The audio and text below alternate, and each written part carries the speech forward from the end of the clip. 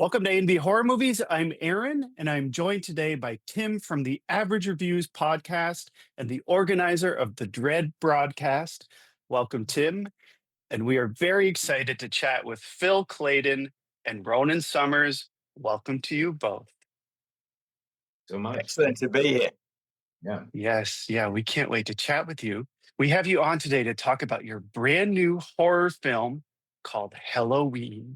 It was Halloween night, 1996, when a 10-year-old child, the press named Kane, the Killer Clown, decapitated his foster parents before taking the lives of 3 more.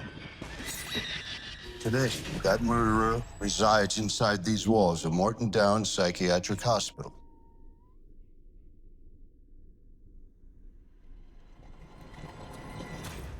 We're talking about the wave of creepy clown sightings across the United Kingdom. You think these clown incidents are connected? They seem coordinated. The same makeup, masks. What do you need from me, John? Solid evidence so I can expose whatever he's trying to unleash. That's right. I'm not playing your games. Choose right, and I'll tell you what you need to know. Trig. Yes, it is! Kane's devious. He's done many a thing to get under my skin. But why does he want to get under your skin? What's the reason? 2 decades worth of reasons, I'd imagine. Like saying he's looking forward to meeting Alice and Liam. Like it was a threat. Mum? It's already begun. There's nothing you can do to stop it.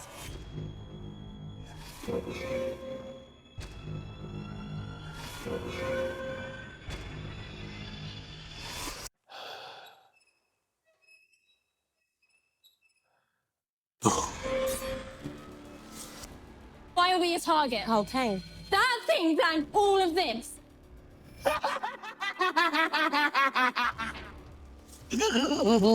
Get inside now. Alex, we're coming! They chopped him up. Hurry!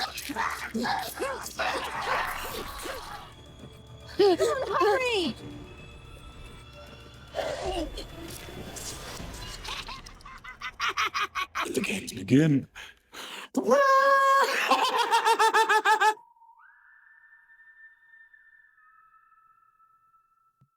I've watched it twice.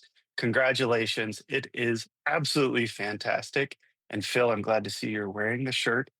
Perfectly appropriate. Buy one. I want one. I said the same thing. That's I what want we one said. too, but you should be first in line Yes. for sure. Let's see. I love it. Yes. So let's see. Helloween. It's about an escaped serial killer named Carl Kane who wreaks havoc on the community and vows to seek revenge on the doctor who imprisoned him for years. And it just happens to be Halloween night. Let the Killer Clown Craze begin. So before we jump into it, Phil, you wrote and directed this amazing new horror film. And Ronan, you bring Carl Kane to life as the lead actor in this film, at least the lead villain. So again, congratulations to you both on your brand new film, Helloween. And let's jump right into it. Phil, my first question for you is what inspired you to create Helloween? I love saying this Killer Clown Craze film. It's like a tongue twister. But what gave you I know I was like, oh my God, I'm going to trip up on this, but I haven't yet. So what was the inspiration for this film? So you wrote and directed, produced. I'm sure you wore many hats for this film. It was a film that needed many hats. Obviously, it's micro-budget indie horror, jumping into the scene. And it began very, very small, but happened very fast. And as with most things, this is what I find about the film industry. It's like you go on a path to do one thing, and that leads you to a relationship, which ends up going somewhere else. So this was a kind of text from Jonathan Softcott, the producer, who said, would I be interested in making a micro-budget movie? I was like, boom, making a movie. I'm in. Doesn't matter whether it's micro-budget or it's 100 mil. No, I'd like 100. That's fine. Yes, next time for the sequel. Yeah, I mean, the sequel. The thing about it, it's an interesting thing for all kind of like filmmakers coming up, is usually what happens Mhm. is you went to sort of, there was a remit. So the financiers wanted something, and through kind of like their research and stuff and what the marketplace wanted or were looking for, they were like, right, got a remit. It's got to be a clown movie. It's got to be set at Halloween. And due to the budget nature of it, it's kind of like maximum 2 locations. So bye, there you go. So I had to go away and kind of like, and it was quite quick. It was a quick process because the film had to be made. I think this was like a conversation in May, and we were going to be going sort of summer, late summer. So Mm. my brain went straight to the 2016 creepy clown craze, Mhm. and I was like, Yes. well, what if that was a kind of V for Vendetta sort of situation? What if it was an Mhm. idea that had a kind of sinister motivation behind it? And that was the kind of jumping off point. And then the kind of like the brain set I needed to take was, well, I don't have the money to do a kind of big cult uprising, you know, but I do have the money to kind of like make a very contained, suspenseful horror movie with seeing this world outside. And I remember the first Purge, which had this great idea of kind of like one night of, you know, all crime is legal. But the film was actually, you know, extremely low budget back in the Bloomhouse low budget days. And it was, you know, Mhm. even, you know, a sort of home invasion thriller, but they created a great world around it. So then it was about creating a character, kind of a sort of V for Vendetta, Charles Manson type enigma inside, creating this chaos that was building outside. And that's where kind of Carl Kane came from. And when I kind of got the idea for Carl Kane, is this kind of like started off as a child killer, which the system kind of, you know, he was in the system, and, you know, that's where the idea kind Mhm. of was used in him, and then taking it into, there's this incarcerated Charles Manson type figure orchestrating all this chaos on the outside, which is kind of like part of his design. I kind of knew Mhm. my way into it.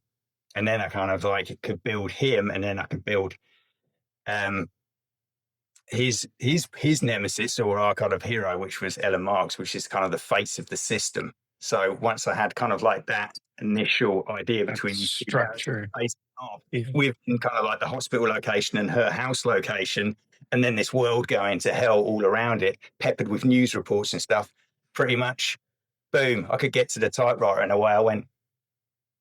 And I think just to jump in So quickly, good. Yeah. Yeah. that I think that like what Phil just described there is a really good example of how the restrictions that can be imposed on like an indie production, which is, I don't know, maybe some of your listeners make indie horror or involved in that sort of thing, or if people are thinking of starting off. I mean, like sometimes the most interesting ideas can come from the creativity that is forced by the lack of something. You know, it's that Robert Rodriguez Mhm. mentality of really shooting with the things that you have, you know, and being aware of your limitations, and rather than thinking of them as limitations, using them as part of your creative process. I just think it's an important thing to jump on and say, you know, there's Absolutely. there's two types of filmmakers. There's the type of filmmaker who goes, oh, I don't know if I'm allowed to swear, but you know, oh damn, I don't Go get for what, it. yeah, you know, oh shit, Oh, I shucks.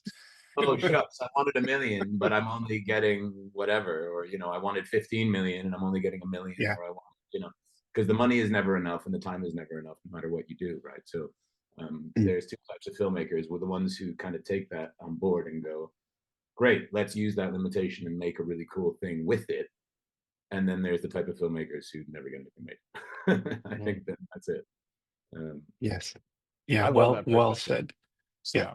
Go ahead, Tim. Yeah, the idea of a smaller budget, kind of pushing the ingenuity on how you can accomplish what you want with it. You mentioned, I actually loved having the news clips in there of that 2016. I thought that was actually a really great element, because instead of feeling like a tiny little movie, it does expand the scope of your story. I thought that was excellent. So my question is, how did the two of you collaborate on Ronan's performance and the aesthetic for Killer Kane? Was it a collaboration? Was it a singular vision, or how did that work out between two of you? Well, I think in terms of the aesthetic, that was all down to Phil. I came and Phil had been working on this thing clearly for a very, I mean, I don't know how long, but he had been working very hard because he had a lot of things that were really ready in his head in terms of the look of the clown. And then when I called him up, I mean, I think there was only, correct me if I'm wrong, Phil, but it was like 3 weeks between when I signed on to do the project and when cameras started rolling. So we didn't have an incredible amount of time to communicate about these things. It was 1 or 2 phone calls. But I think Phil and I, we were really lucky that there was a synergy between the two of us. We got on like a house on fire immediately, and we found a lot of common ground, I think, in our personal lives. And I think when I read the script, I immediately connected to something that felt a little bit deeper than like your typical clown slasher movie in terms of the thoughts and the ideas that Phil was trying to get across. And after 1 or 2 chats, it became pretty clear that we were like moving in the same trajectory. And then I had called Phil and asked him for a couple of like waypoints in terms of the accent, for instance, because I mean, as you guys can now tell, having met me, this is not, I don't speak like Carl Kane. So, and an accent is a way that and voice is a way that I find my way into a character often. So that was one of the first things that I asked him. And he didn't give me too much specificity on the voice, but he told me the accent that he wanted. I didn't even know when I got the script whether the clown was American or whether he was British or somewhere else. And so he gave me like a rough idea without over directing it, and let me go off and play and come back with something. And so in terms of the look and the aesthetic, that was all Phil for sure. And his work with Melissa, who was doing the makeup, who by the way did I think a phenomenal job under. It did a great job. It reminds me, this is fantastic. This is great because, like, you know, Ronan coming on board because we'll get into some other stuff later. But it was I've done the design so we could send that across because we get inspired by sort of Alex's look in The Clockwork Orange, and then a few other like The American Wolf in London sort of face of the hospital bed, the scary kind of like David, and the sort of makeup flash frame from The Exorcist. Combining those three to get a vibe of what scared me, and then that became the kind of lashes and slashes because we wanted to do something which Carl Kane can wear, but also we all wear. You know what I mean? It's kind of like the emblem, like the V for Vendetta mask, which is everybody can put this stuff on. It will be kind of synergy between all the clowns. And different iterations of it. I think it's amazing the way it all comes together. But I'm sorry I interrupted long you there. ones, short ones, or whatever. Yeah. And I remember Ronan wanted to basically show me in the first take. Yeah, I remember it was like the voice and stuff. He didn't want to give it away. Didn't want to do it on the phone. Do you know what I mean? Because this was a film that was coming from pure gut instinct because it moved so quickly from writing it to getting into kind of like the production of it. It was just like you had to go over your instincts rather than kind of like over procrastinating it. So we got there on the day. We're in Carl Kane's cell. We got to go for the first take with Carl Kane. So it's the first time, you know, myself, or we had a very small crew, like 12, 13 people there. And then we went for that. It's the first big scene, you know, kind of like it's the sort of one in the cell where he's there with Michael Pere, John Parker. And then go for the first take. Ronan starts, or shall I say Carl Kane begins. And I'm getting goosebumps now thinking about it because that was a point where literally you're not on a fucking film set anymore. It was like he'd transported us as a crew into this. We were watching the movie. Do you know what I mean? It was oh my god, and then cut. It's so good. It was like boom, we're done. It's excellent. Oh my god, this is going to be awesome. You know, I mean, you really felt that. I felt it in the performance. It was just so transportative in terms of where I went when I saw it. It was just it was a phenomenal thing. Thanks, Ronan. That was. That was a really important thing for me, particularly with this one. I've never done that before, really, where I've kind of insisted that, no, I'm not doing rehearsals for the first one, if that's all right. I'd like to just save this because I feel like I wanted to, and I think that we kind of achieved this. I wanted to, like Phil just described, to create an atmosphere on set where it felt like something had arrived, and and I felt like that it would change the energy in the room to keep it and bottle it. And I felt like there was something that was there was something really cool that was going to come, and I thought that like it was better to, and but I didn't know exactly what it was. I didn't know exactly what it was. None of these things are, and I think I strive to make every take alive in the moment and a little bit different. So I didn't know exactly how I was going to feel in that moment, but I knew that I didn't want the first time that I popped the Carl Kane cork to be wasted, because I had a feeling that like that first sip would be a good one, and so it transpired. So yeah, they'll let me have Yeah. that. 'Cause a lot of directors, having just met an actor, a couple of days before, and we never worked together before, and the guy goes, "Are you ready to do a rehearsal with?" I think it was with Michael, wasn't it? Not Yeah. Janine. But like, and you have your guy who's flown over from America to do the movie, and it's like, hey, are you ready to rehearse with Michael? I was like, no, I'm not. So fair play to Phil for having the trust in me to go like, okay, well, go for it then. It worked out well. Oh my gosh. Yeah, for sure. I mean, having seen the final product, oh my God, your performance is stunning, terrifying, um, speechless. I wasn't even there on the set, and as you were describing it just now, having seen the film, I was getting chills too. Um, so my question, I guess, for you, Ronan, is what was it like bringing this character to life, and was it difficult to disconnect afterward because you get so immersed into this Killer Kane, legendary performance? I could see Killer Kane becoming a very popular villain, even a Halloween costume at Spirit Halloween. Maybe too soon for this year, but next year I could see that happening for sure. Well, I mean, listen. First of all, thank you so much. That's incredibly kind, and wonderful that people seem to be responding to it. In terms of, excuse me, in terms of whether I found Carl Kane to shake off, maybe I'm a little bit sick, but actually I just found Carl Kane incredible fun to play. I think for me, and actually, jokes aside, I have at times played other characters where I haven't found it so easy to shake, and it has been a little bit more dicey on the mental health front at the end of the day. Like, but something that basically, I think the greatest thing about being able to play Carl Kane is that when you are asked to play a clown, you kind of have Yeah. permission for all bets to be off in terms of your choices. There are no wrong choices, and I felt like I was totally free in the moment to play it, how to follow every impulse. And Carl Kane's stuff is to push stuff, turn things up to 11 all the time. So, and as an actor, that's something that you never get an opportunity to do. So it was just really, really great fun, and it's important. Carl Kane is having fun. That's the thing. And the underlying message of the film, or the underlying sort of vibe of the film, is this fight against the system and authority. And I think that that's something that all of us can, especially in the age that we're living in.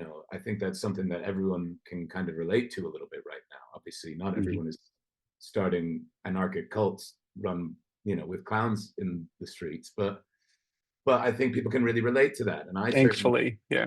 yeah, and I think that in a weird way, even though he's a villain and he's a horrible psycho, like a lot of the best villains, you feel an empathy towards him, and you kind of feel like you kind of understand where he's coming from, and that those always make the most interesting villains to me. The ones that you can kind of go like, yeah, don't do that, but I understand why you feel the way you do, having lived the life that you've lived and been in the situation that you've been in.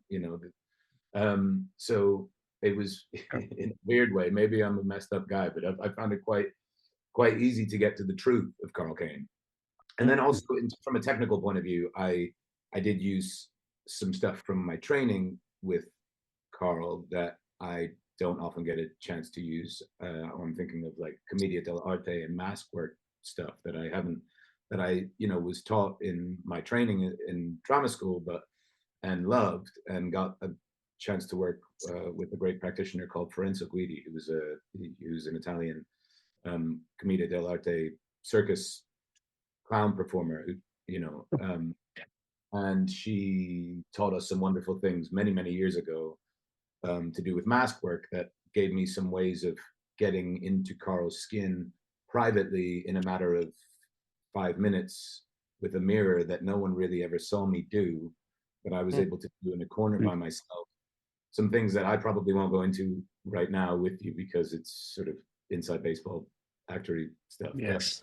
But some things that were able to allow me to just jump straight in and out, which was important on this one because the schedule was so short. Yeah, just 9 days. right. Is that right? 9 days we shot this in. 9 days, yeah. Wow, that's 9 impressive. days. We had to move extremely quickly. And there was, as you know, it's a very fast-paced movie, so there was no kind of easy scenes. Oh yeah.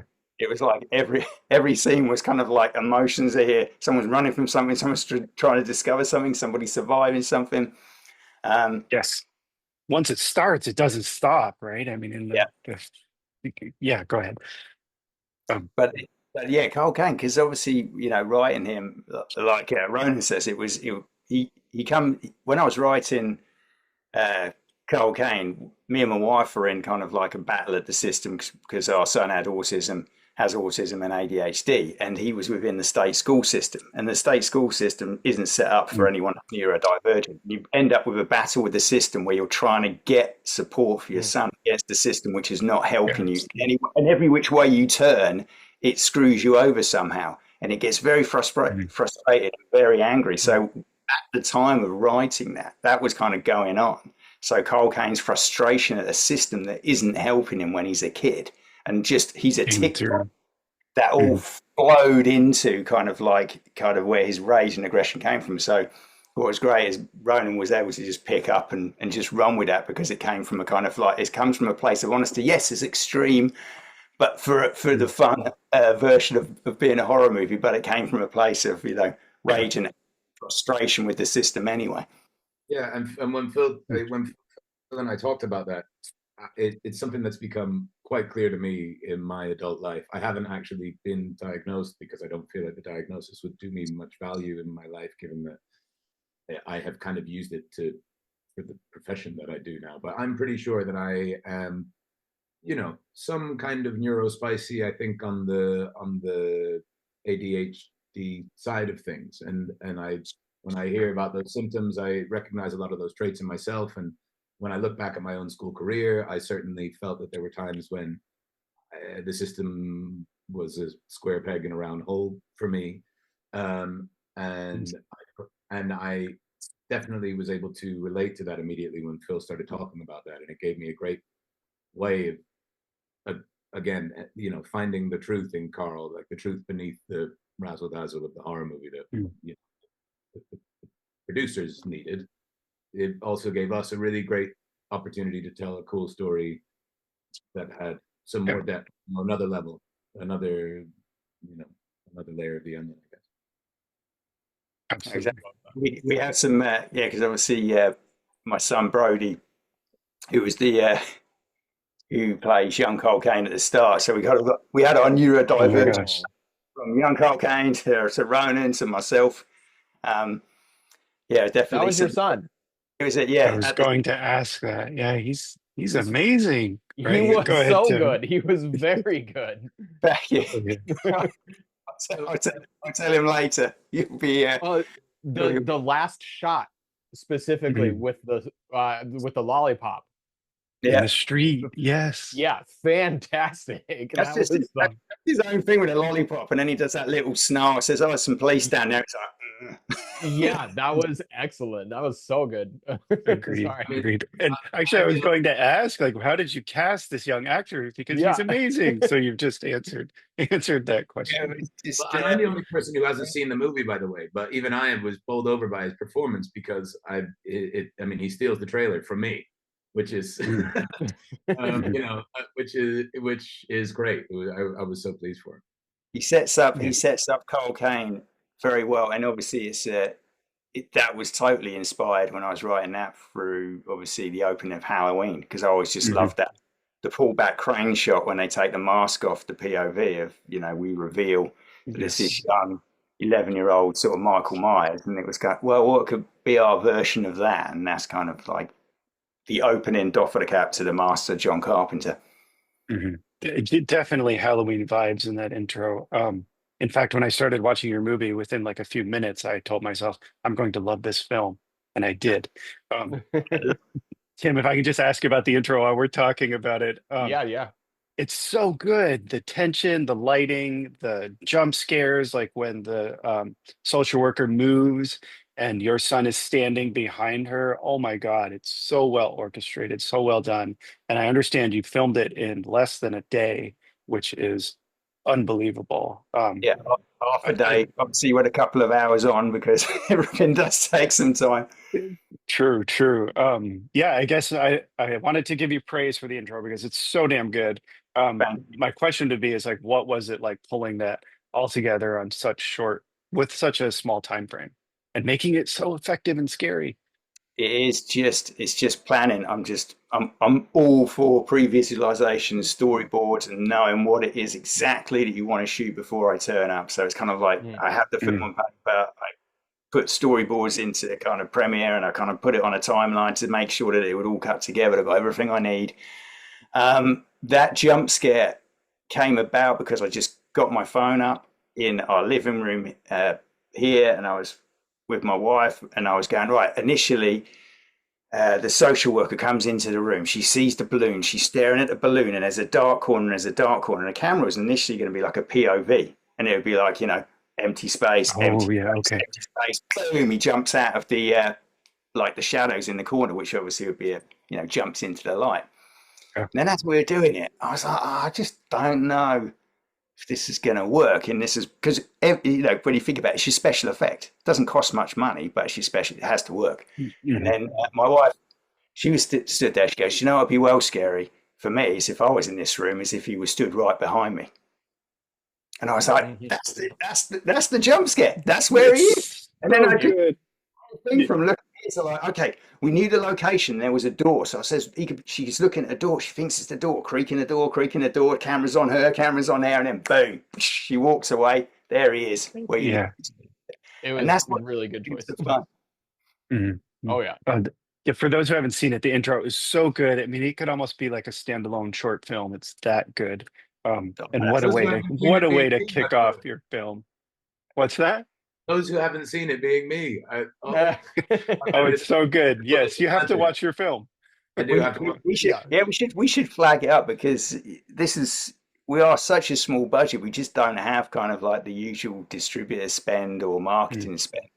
So we got a cast and crew who haven't even seen the film, you know what I mean? I've seen it on my 24-inch monitor because I was editing it in post on it, but we haven't had the spend to obviously hire out a place to have a screening that everyone can kind of see to see it. And it's quite funny, isn't it? Because it's obviously been out in the US and it was on 5 screens, and I thought it was. I'm going, somebody out there in America is watching it on a big screen right now. I've never seen it on a big screen. I've never heard one surround sound with a mix. That is why I'm waiting as well, to be fair. I obviously could have called up, I could have called up Phil, or I could have gotten the producers to get me a copy, but I've been waiting because I want to watch it, I want to watch it properly when it's here with everyone else, because I was there. I know what happens. And a big screen experience. Yeah, that would be amazing. All right, Tim, I will stop talking and let you jump in. It's okay. You were talking a lot about your depth in the story. How do you balance your depth of both characters and narrative with the horror elements? Where do you find that line of keeping it scary but also providing the depth? Well, who's gonna go? Do you want to go, Ronan? I can go. I think that the depth is something that you don't worry about too much. I think the depth is something that is for an audience to decide. Okay. But I think the thing that I'm far more concerned with is truth, I suppose. The truth of the moment that we're playing, and after that, I think everything else comes. I think if you try to push for funny, if you try to push for deep, if you try to push for scary, you can push for scary a bit. But you know, I think as long as it's grounded in some sort of truth that is works for you in the moment, it doesn't even have to be the wider truth of the story so much, but something that makes it feel authentic in the body and the bones, as well as being just the words on the page for me. Something that allows you to connect to the material in some way. Once you find that, then if you're really lucky, people say things like depth. I think in terms of the content, that's where the depth comes from, and that's really got the tip of the hat. All I can do as an actor is do my best to find the truth and interpret it and find as many different ways to play it for Phil that he can go off and use those as building blocks in the edit. So, if I feel like I've done my job properly, if Phil goes back to the edit, and if we, on a movie like this, we might only get 3, maximum 4 takes at a thing. And I would like for him to go back with 3 or 4 different options of slightly different ways that I played it, that he might look back in 6 months' time or whenever he's cutting it and say, oh, he gave me something else there that is also truthful, but in a different way. In terms of the content of the script, that is always king in terms of what the final product is. It's the underlying messages that Phil was trying to get across were effectively delivered. It's clear now because people are saying the things that you guys are saying, and these are the things that we discussed 2 years ago when we were sat in a dusty warehouse in East London. So it was a dusty warehouse, wasn't it? But it was you start with characters first. Once you have kind of like cool characters, you understand their motivations. Like Ryan says, they come from a place of truth, and then it's like these guys. Ronan were great because they turn on the performance, like you said. It was kind of, it's truth in the moment, so they can make the moment real, and you can feel it through the screen. And then it's kind of like, then I have to shoulder the thing of making sure we go scary in terms of crafting those jump scares and making sure to set up. Because if you believe the characters, you believe that you can make a jump scare work. Because you're as you said, you sold the world with this one from the start. And then when you first reveal Kane grown up, I mean, you're about 19 minutes into the movie.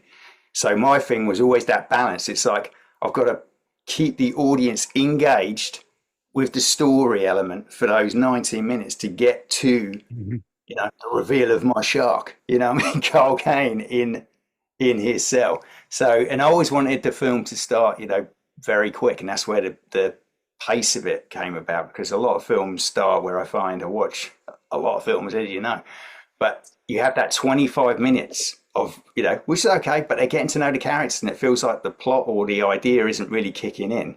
And then about half an hour in, it kind of kicks in and away you go. Where this one, it was like, I want to do George, Chrissy Watkins needs to get attacked in the first, 5 minutes of the film. And when we meet Chief Brody, he's not like Chief Brody, oh, he's at home, he's having a waffle. It's Chief Brody's getting a phone call, somebody's down the beach, somebody's gone missing. He's on it in the investigation straight away. So that was the kind of structure I took, which was start with something that, is the inciting incident that leads us straight into everything that's going to happen in the next, space time before we get to Carl Kane in the cell. And I think that propulsion that Phil talks about, something that the whole crew really took on board, and it really lent itself to the way that we had to shoot this movie anyway, from a practical point of view, because it was a short, tight schedule with not a lot of budget, and we had to move quick. The fact that the pace of the script is propulsive, and that's built into the engine of the thing, felt like it was A, fortuitous, but B, like it added this energy to our crew. And by the way, we should take a moment to really shout out our crew and shout out Jonathan Softcut, who for wrangling them together, because on films of budgets like this, you don't always get grade A crews, and sometimes you get a very unbalanced bunch of people on the crew, where some people are incredibly overqualified and some people it's their first gig, and we had people on this gig that were of all levels and were just starting out or had been in the game for a while, but I don't think that there was a single person on set that didn't feel like they were they understood the film that we were all trying to make. We were all making the same movie, pushing towards a goal. Everyone was bringing their A game to it for every second that the cameras were rolling and every second that they weren't. As long as the lights were on, everyone was pushing to make it the best film and put everything on screen, whether it was James Westlake, our DP, or it was Melissa who's doing the makeup, or the brilliant art crew with Victoria and Aisha, like or like Wonder Gaffer, Andy, everyone, top to bottom, just for whatever reason, sometimes you get those crews even on really micro budget stuff that where everyone is just comes together immediately, goes through the thing as a team and comes out the other side relatively unscathed as a team. And it was a wonderful thing to do. So I think I just want to give a shout out to the crew because I think like this movie would not have been possible without them. So yeah, awesome. And it was small as well. We were a small crew. I mean, it was all together. Like every day, it was like between 12 and 13 people. Wow. Well, the stars aligned, and you did it all in 9 days. You mentioned all the planning, but wow, that's impressive. And I'm glad to see that everyone is still on good terms. The two of you are still speaking while we're recording. So that's awesome as well. So your film is also very atmospheric, and I think like the coloring plays a major role. So there are lots of reds and greens and oranges, and almost invokes the feeling of Halloween. And I also think the sound design played a major role in that. Can you speak to, since you were limited by budget, which you mentioned, how did you make sort of use of effective means like the coloring and the sound design to create such a scary film? The first thing is I hear a film before I see it. It's just like even when I'm writing, I get the scores together, and sound is a hill I die on. And in actual fact, sound is a hill I lost my appendix on for this film because it was. Oh my gosh! I'll get into that story. Well, for real, okay. Yeah, for real, oh my gosh. For real. It was, first thing is I wanted this film to be colourful. I didn't want it to be like a lot of horror films where it's kind of like, it's desaturated. There's a lot of, blues or greys or steels. I just wanted it to be really contrasting. The darks to be really dark, but it's to be really colourful. But also those colours just become really murky and nasty. So as it goes through, it gets kind of like more insanely kind of like grungy and murky. But I wanted a colourful horror movie to evoke what I think Halloween is. Halloween's a very colourful, fun time. Carl Kane, it's a clown, it's a carnival. We wanted to put you inside the circus of fear, which is what is happening in this film. We wanted to create something that has that vibe. I love the look of like Trick or Treat or Sleepy Hollow. You know what I mean? It's kind of like when you stick it on at Halloween because it's one of your comfort kind of Halloween movies. That's what you want to say. That's the vibe we're going for. So I'm glad that kind of ekes out of the screen. And then the other thing is like, it had, a movie, they always say 50-50 on image and sound, but with this, it really is. Horror movies are 70% sound. You take John Carpenter's score of Halloween, you got long stretches of, people, the girls walking down the street, and you're not feeling any tension because you haven't got that going on. Yes. So it was really important, and we didn't have money in post, so it was like lots of different hats. I got my sound mixer from Lesbian Vampire Killers involved. He was going to do the final mix on it, but we needed some help with the track laying. So we got some Will Henley and a few of his friends from the National Film School started to do the track laying, which was like a big set because they had to fill this, we didn't have Foley and all that kind of stuff that you usually have on a film. We had to find all that stuff and kind of like library it all. And then I got my hands dirty. I spent about 3 weeks then teaching myself Pro Tools and laying in more sound effects. So the gore sounds were bigger and, the sounds of the hospital were bigger and scarier. And we had to go and do a mix. And Andrew's schedule, because he does it like all the big movies, I would have to like land it like the space shuttle, and he had this one window to get the mix in, so we had like a day. It was like, right, I'm coming up. The day before I wasn't feeling too well. I thought I had indigestion. That night didn't sleep, probably still indigestion. Got up in the car really early to do the 2-hour drive up to his studio. Bought some Gaviscon, which is some indigestion remedy. Popped a couple of those. I'm powering through, still not feeling great. Get there, we get about 2 hours into the mix, and I'm and he's like, let's have some lunch, let's break, have some lunch. And then he looks at me, Andrew, and he's just like, man, it's like, I don't think we can continue. You don't look good. You don't look good. Oh my gosh. Instead of doing a mix and continuing, he drove me to A&E up there, and then they done the scans and stuff. And then, 6 hours later, they were like, yeah, you got acute appendicitis. You need an emergency emergency operation. Oh my gosh. Oh my gosh. I came home from Milton Keynes without a sound mix, and without an appendix. And without an appendix. Most people can't say that. So Yeah. And it sounds like a Wow. bonding moment with him. So, yeah, I'm glad you're okay. I'm glad you're okay. Yeah, we eventually obviously got the mix done, and then the music was important. We had one composer on that didn't kind of work out, so I started composing the music myself, and because I composed the music myself on my first film alone, and then Rob Sheffrey Hughes and Chris Hurst came on board, and they done a great job of like the score as well, because I was wearing too many hats. Usually, if you're Rodriguez or John Carpenter, someone's got, there's a whole post crew, so you can go away and do the score. But it was like, you still got to finish the cut. We've got to do the grade. You got all this other stuff to do. You can't be doing music. So those guys came on, they done a good stab, done some great cues.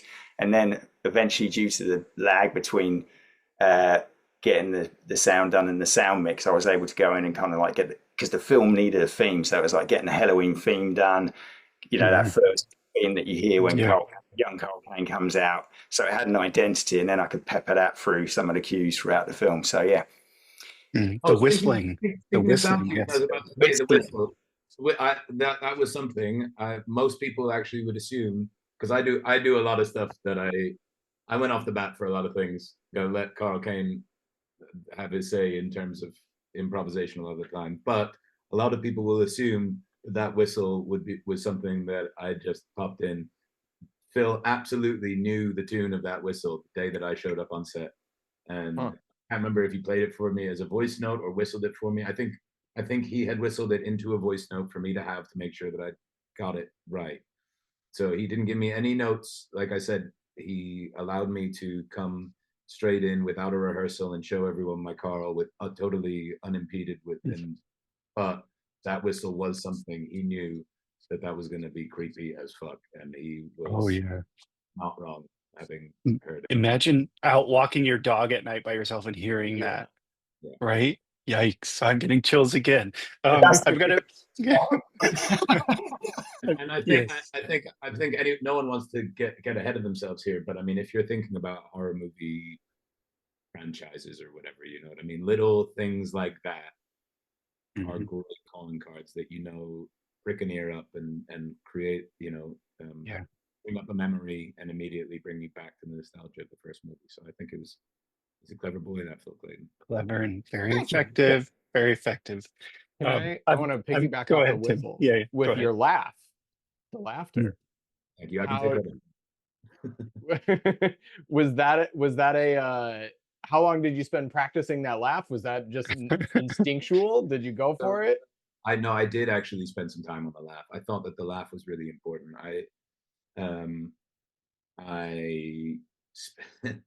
I took a lot of different voices for test drives before the one that I ended up with came out the box, and it was sort of an amalgamation of a lot of different. I like this little bit.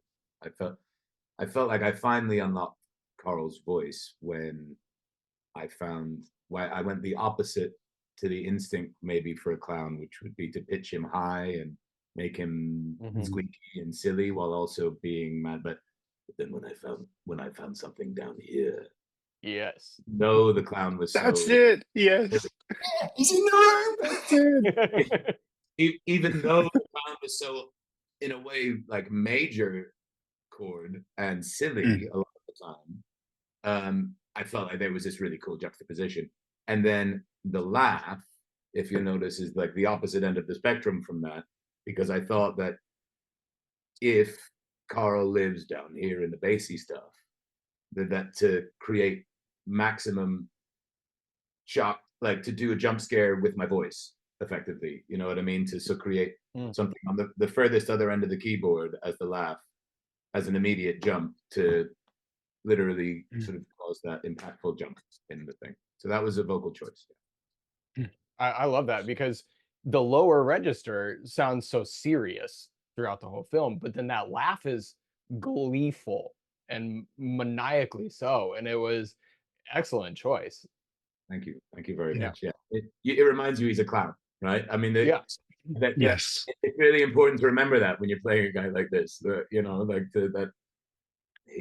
like Phil said, like this circus of fear or the circus of chaos. Like it's this, the fun bit.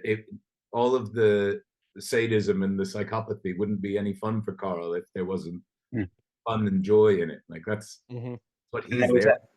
And there was that one call about talking about the cloud, and this is what we were moving so quick, so we didn't really have costume. We had to look after ourselves, and one of the things with Carl Kane's costume was the white gloves. We're moving so quickly. When we first got into the scene, the cell scene, like suddenly finish it, and I think finished the day. He didn't have the white gloves on. You know what I mean? Because we're moving so quick. So I'm thinking, but then Ronan's like, I've got a place for the gloves. And like the place in the movie where the gloves come on, it was just perfect. You know what I mean? Because I think I was speaking to my wife and she was like, no, don't, just focus, Phil. Don't worry about the gloves. Don't get hung up on the gloves. You know what I mean? You've got the rest of the movie to make. You always want to worry about the gloves. And then Ronan kind of like, I've got a place for the gloves. Boom. I was like, yes. That's all you want to do as an actor, right? Is to be able to turn up and like elevate, like if something goes wrong, try to have some, have a fix for it. Like if you can elevate a thing past where we thought it could go, do it. Like other than that, just know your lines, don't bump into the furniture. What did Albert Brooks say? What is it? Show up on time, know your lines, and don't bump into the furniture. Yeah. Yes. And then you're a clown. So. Well, I want to be respectful of your time, and we do want to do some this or that questions. So, a few more questions for me. And I know it's probably too soon because Helloween just came out, but would you be open to doing a sequel? And Ronan, would you return to Killer Carl Kane? I love saying that. Well, as far as I'm concerned, if Phil is involved and we are getting the band back together, I would love the opportunity to come back to Carl Kane. He's a hell of a lot of fun to play, and I think that the world is really ripe for exploration. No spoilers, but the movie leaves our universe in a really interesting place. That I think I'm hoping that audiences would love to come back to and see what's going on. Because I think the future could be very dystopic and a lot of fun.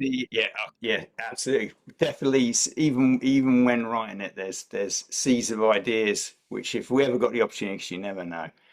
But yeah, if Ronan plays Carl Kane, diving back into this world, and yeah, definitely just need a bit more money because I think the UK, the face of it will look very different after an anarchic clown uprising. So we could be entering sort of Mad Max, the Road Warrior territory meets a horror movie.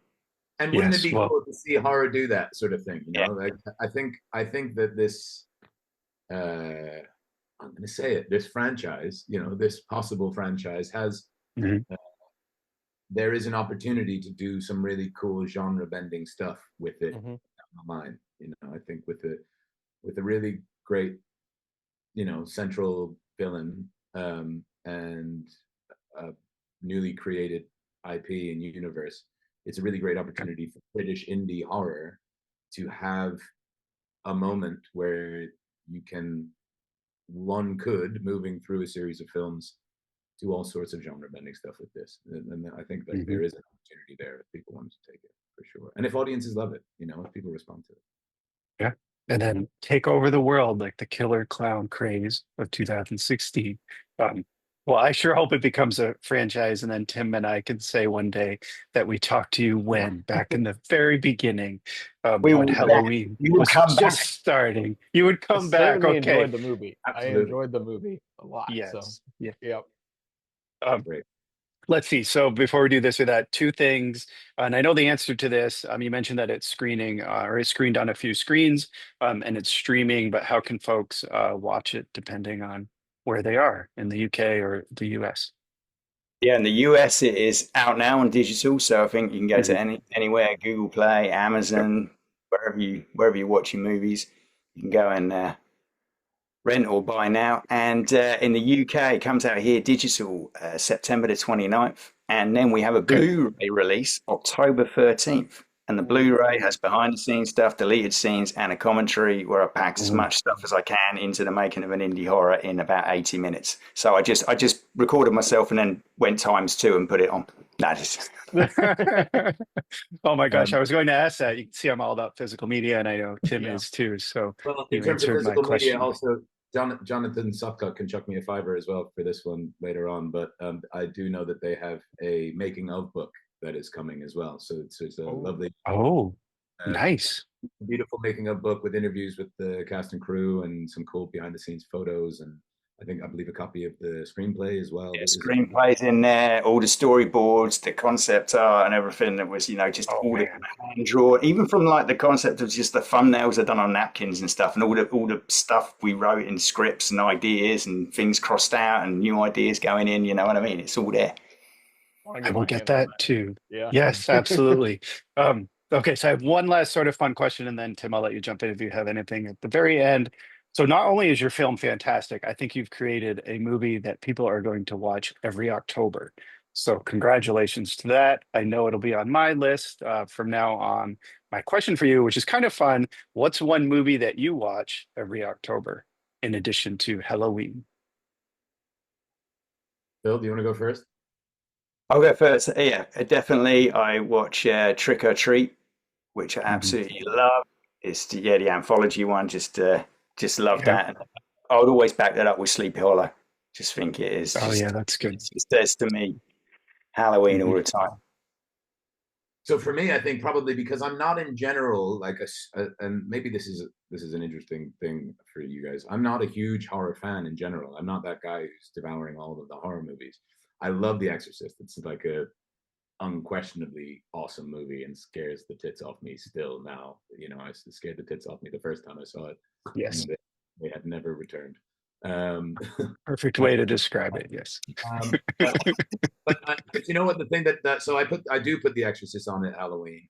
And I also, if I'm going to stick on another movie, I don't know if you can even count it as a horror, but it's sort of a horror that turns into a weird sci-fi thing. Cabin in the Woods. Oh, yeah. Oh yeah, absolutely. Totally fun horror. That's a complete Halloween movie. So good.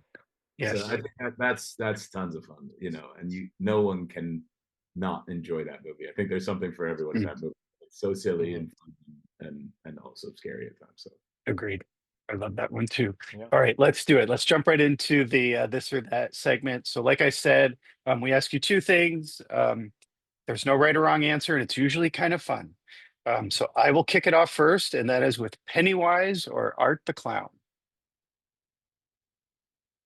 Who's going? Ronan, you going? Yeah, Pennywise. Sure. Pennywise. Do I need to give reasons, or is this a quick fire thing? Do I just say Pennywise? Totally up to you. You could quick fire if you want. I'm saying Pennywise because people have already been doing beef between me and Art, so I'm staying away from scrapping. I'm not trying to create. I don't want no problems without the clown.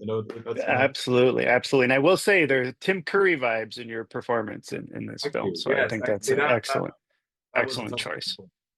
That's the thing, isn't it? Because it's like if the question is just involving the Tim Curry Pennywise, then hands down that traumatized me as a kid. Currently, I'll probably jump over to Art because I've had a lot of fun with him. I just think he's a phenomenally funny character for the brutality that he brings to it, and Terrified 2 has become a bit like Evil Dead 2 to me. It's just been a bit of a comfort movie. Just stick it on, you know what I mean, when I'm feeling like I need to relax. And just gonna watch some carnage. Yes. And now part 3 is a Christmas movie, so taking it one step further, after Halloween, you can watch Terrifier 3. Yeah. And that's a great example of that genre bending thing that I was talking about. Yeah. Yes. All right, Tim. All right, next one. We've already kind of talked about it, but Trick or Treat 1987 or Trick or Treat 2007? 87. I'm 2007, but I love the '87 VHS cover. It was phenomenal. Oh yeah, and the rock and Yes. roll element. That's a good one. So Okay. good. Yes. Okay, so we have some final girls here. Sally Hardesty from the first Texas Chainsaw Massacre, or Alice Hardy from the first Friday the 13th. First Texas Chainsaw Massacre.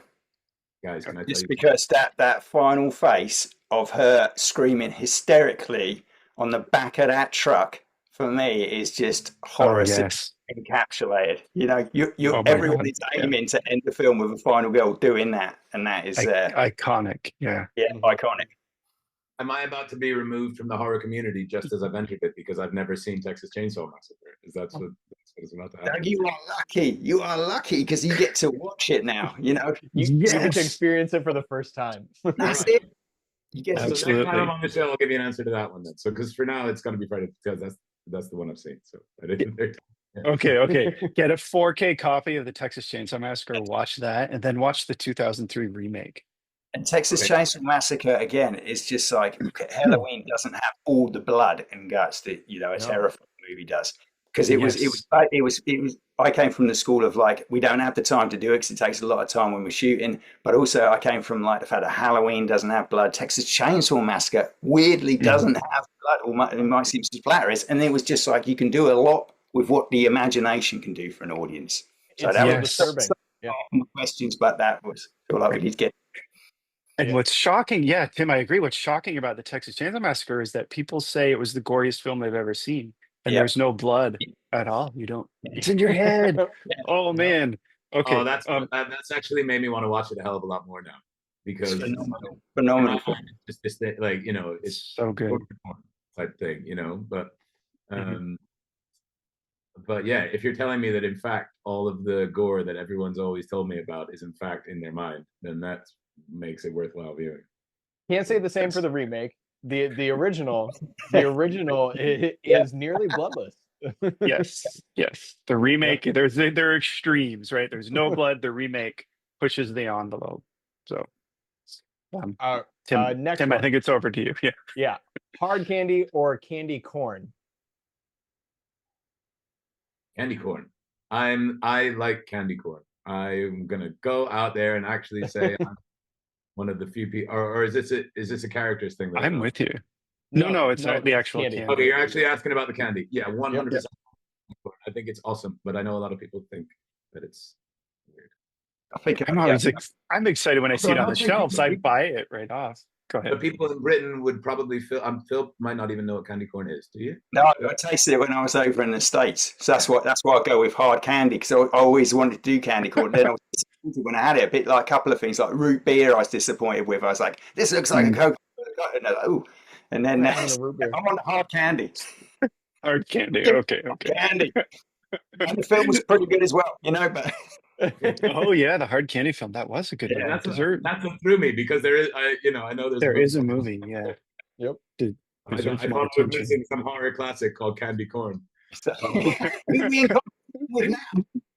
Yes, you wouldn't be the first person who's been thrown off thinking they're movie titles and it's not. Okay, so back to some clowns here. The Clown in Poltergeist, the first Poltergeist, that little stuffed clown, or the Clown in Hell House LLC, if you've seen that film. Seeing both, it's going to be Poltergeist for me, because it's just it was the first horror VHS that we rented. So I always remember that sequence of that static clown being there on that chair and then not. Yeah, for sure. I haven't seen a lot of horrors, but I saw Poltergeist. It was terrifying. Yeah, and the arms, the clown arms. Yeah. Oh, yeah. All right. Go ahead. No, go, please. Okay. I'm ready. Moving on to the next one. I'm ready to go. Let's go. Okay. Candyman or Victor Crowley from Hatchet? I lov Candyman. Again, I'm not a huge horror fan, but that dude is like the original Candyman guy. Tony Todd. Settling. He is a league of his own, in my opinion, in terms of like scary bad guys. So deep voice too, just car.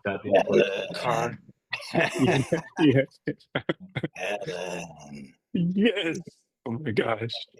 Tony Todd Candyman all the way. I know the Hatchet has had a nice run of the franchise, but Yeah. that's iconic. That first Candyman, the sort of the score, Philip Glass score, Bernard Rose direction, just phenomenal. Yes. That's a real like mainstream breakout one. I don't think you can. That man is unavoidable once you've seen and heard it. Like you can't forget him. Yeah, agreed. Okay, and a kind of fun one here. Would you want to watch a movie or a slasher that takes place in a shopping mall or takes place in an amusement park? Are you pitching? Or is this for how? Could be. Yeah. What do you think? What was it? A shopping mall or what? Or where? An amusement park. An amusement park. I'm going to say shopping mall because I feel like I've seen an amusement park in Zombieland 2 or Zombieland. Anyway, yeah, The first one. Okay. First one, I think. The first one.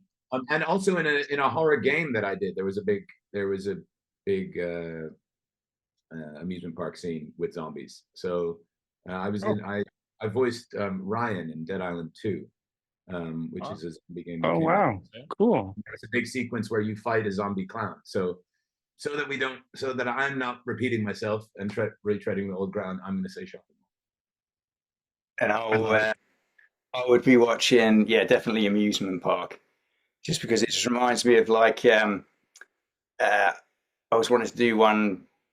My nana lived, and just across from her was a big field, and that's where the fair would come. So at night, you could literally stand on her front porch and walk into and be transported into that world with all the lights. And so in my head, I still see that as a place where I'd like to craft some horror magic. You know what I mean? Yeah. When all the crowds leave and get some teenagers crashing and things go bad. Going to go on that ride. Yes. Also, my head leans to watching Toby Hooper's Funhouse when I was a kid, probably too young, and that's kind of like traumatized me in some sort of way, where I want to revisit and just get over that PTSD that he gave me. Yes, and that may be on the list. We may be getting to that. It might be coming up. Go ahead. But Tim. first, Halloween 2, 1981, or Halloween 4 from 1988. I don't know these guys. I don't know about.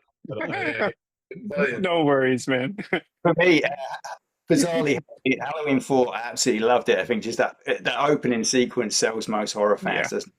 The shots of Halloween, it feels like Halloween. I'm literally watching it on Shudder now. It's good. Because it was like my go-to Halloween when it picked up again. So yeah, definitely would be After 3. Return of Michael Myers. Yes, absolutely. And Ronan, more films for you to watch. And October is upon us. Although, to be honest, I just quickly, I know we're just doing silly stuff, but it was an intentional choice, before I did Halloween to avoid going and watching all of these. I could have spent a few weeks just like ingesting all of these films, but I thought it was because it was clear from the second that we chatted that Phil knew his onions. Like this guy knows horror like the back of his hand. So I was able to really just get on with trying to be a good actor and guide this ship, which I thought like brought a freshness to it. It was fun. That played into our favor, I think. Just that coming with that fresh, no baggage of what's gone before. Yeah. And now for fun, you can watch all of these classic horror movies. Absolutely. So there you go. Okay, just a few more. Back to me. This was another kind of fun one. Would you want to spend the night in the Paris catacombs or in an abandoned asylum like the Danvers State Hospital in Massachusetts? Ooh.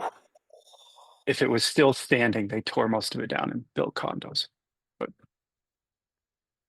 there's a horror film right there. I bet those condos they got be haunted. Yes. So I don't know if you've seen Session 9. It's set in that very hospital. It could be like Session 10, maybe in the condos. Okay. What do you think? I'm going for the catacombs. I want to have. If I'm going to be terrified, I want it to be terrified by centuries and centuries of ghosts, not just, not just the last century. I want not just 100 years. I want several hundred years worth of ghosts and gals and goo.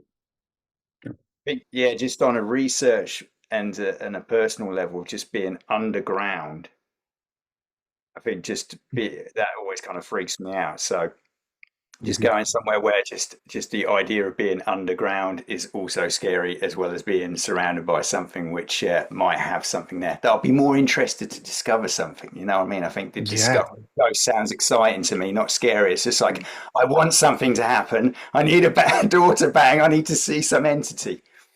Yes, absolutely. Okay, just a few more, I promise. Tim, over to you. Like we have 3 Killer left. Clowns We're from almost Outer done. Space or The Funhouse? Killer Clowns from Outer Space for me, because that's the one I saw. Great movie. As much as I love Killer Clowns from Outer Space, definitely just for childhood nostalgia and being horrified, probably go back to the Funhouse. Need to revisit the Funhouse. Yeah, that's a good one. Okay, 2 more. Norman Bates or Hannibal Lecter? Ooh, now you're talking my language, see, because this is now. Save the best for last, I guess. Do you know what? No, I cannot. It's actually, they cannot be a. Yeah, I've got to go. Pick. No, I've got to go Anthony Hopkins. I've got to go Hannibal Lecter. He is. I'm currently sat in Wales. He is a Welshman. I went to the Royal Welsh College of Music and Drama, and of where Anthony Hopkins is a patron. He came and spoke to us when I was young. He was an unbelievable. Oh wow! He's one of the goats, and I got to represent. It's got to be Anthony Hopkins. You got to do it. And good choice. Hannibal Lecter, phenomenal. My thing is, and this is where I lean, is I got to side with Norman Bates, and this only comes from this place of the fact that in Psycho and in Psycho 2, Anthony Perkins delivered something where I felt for him. I didn't want him to be the bad guy. In Psycho 2, I didn't want him to turn into Mother. You know, so you're kind of like, it's like he's created a character where I'm rooting for a guy that's inherently evil, and you just don't want that Jack to come out of the box. And I remember that feeling was so powerful as a kid, watching those films, that masterfully done by him. But two masters, what a great and difficult choice to make. And in a weird way, Anthony Hopkins does the same thing through humor. Yeah, he gets you on his side and gets you rooting for Hannibal despite all the horrible things he does through his humor and his wit and his charm. So they achieve the same thing through totally different means. It's the 2 unbelievable films. Yeah, that's a tough one, but great choices. Last one, Tim, over to you. All right, last one: Halloween franchise or the Jaws franchise? Oh, Phil. Let me take one first, buddy. You can see your shirt in the background, Jaws. So. Yeah, Jaws is my Jaws hat. I mean the hat. I meant Jaws is my favorite film of all time. So okay, no competition. Even though obviously the sequels don't live up and hasn't got as much variety as Halloween in terms of getting in the ring, but it does have the original Jaws, which kind of like smacks everything else out of the water. Yeah. I'm sure it would be better for you guys if I went for the other one, but I'm afraid that Jaws is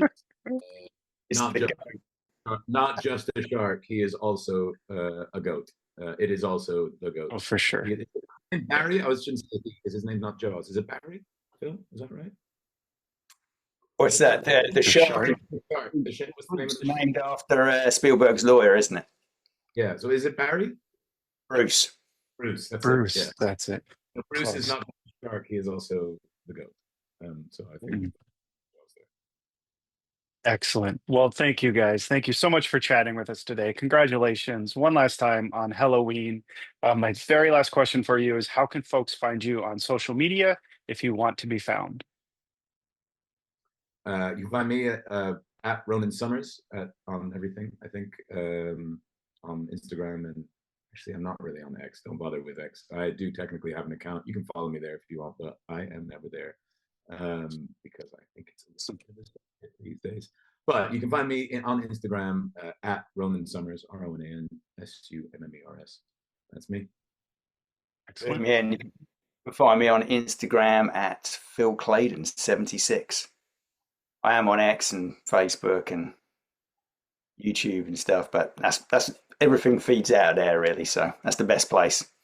Perfect. I will flash that across the screen. Let's see. Tim from the Average Reviews and the Dread broadcast. Thank you so much for joining. This has been awesome. If you're watching, like and subscribe because it helps my channel. And Phil and Ronan, one last time, congratulations on Helloween. And thank you so much for chatting with us. Thank you so much. Thank you, Aaron. Thank you, Tim. It's been awesome. Awesome. Indeed. All right. Bye, everyone. Hi, guys. It's been so fun.